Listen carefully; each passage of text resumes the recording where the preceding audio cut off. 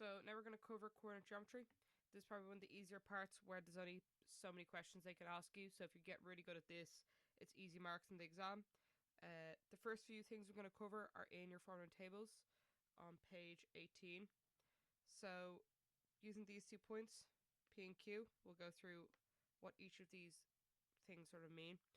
So for our slope, we have our rise over our run, or else the formula there. So our slope looks a little like this. There's our rise, there's our run.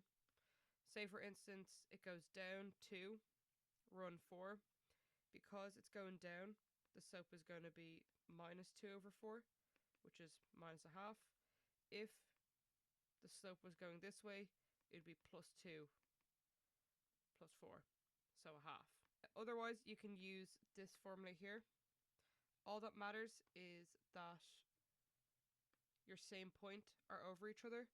So it's the exact same to say y1 minus y2 all over x1 minus x2. All that matters is that they're over, the point is over each other. Next, our distance formula here looks a little like Pythagoras theorem. So if you have a question where they don't give you any numbers, you'll have to use this.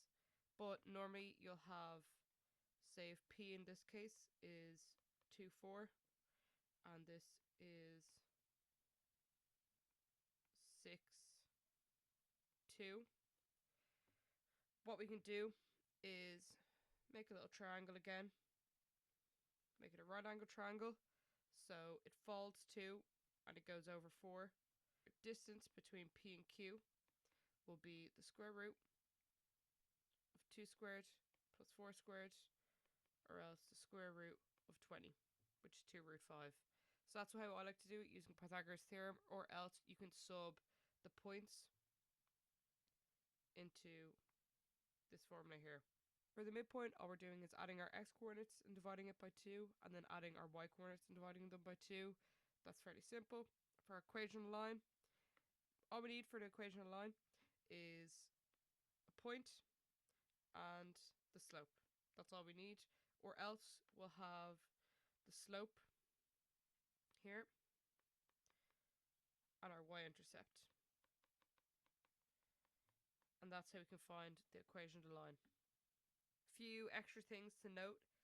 For perpendicular slopes, if you multiply them together, it'll give you minus 1. So using this, what we can say is if you have the slope m2, all I have to do is flip it and multiply by minus 1, which we'll use an example. And then if we're in the form ax plus by plus k is equal to 0, we can use minus a over b for our slope to make it quicker. So going through an example, they tell us that the equation of k is equal to y is equal to 2x plus 5, and they ask us find p, which is down here. Because p is on k, we can use this equation of a line, and we know that p is on the x-axis, so that means its y-coordinate is 0. So bringing down the equation line, we have y is equal to 2x plus 5. Our y-coordinate is going to be 0. Leave x as x because we're trying to find that. So rearranging this, we get x is equal to minus 5 over 2. So p is equal to minus 5 over 2, 0. The next part, they say n is perpendicular to the line k and goes through 0, 10.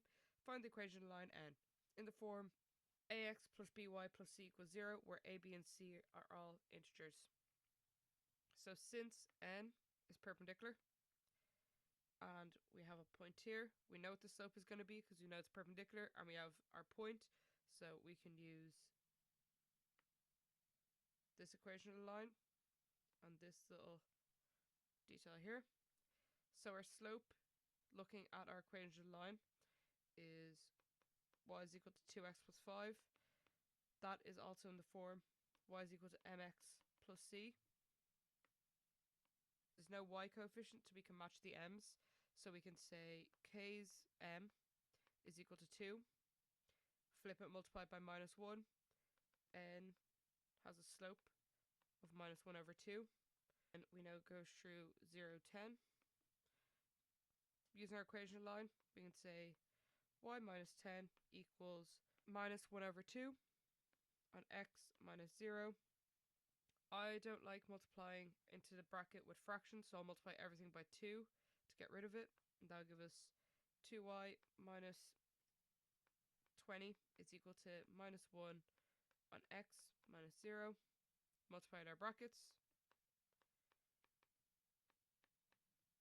This will go to 0. Rearranging to get in the form ax plus by plus c.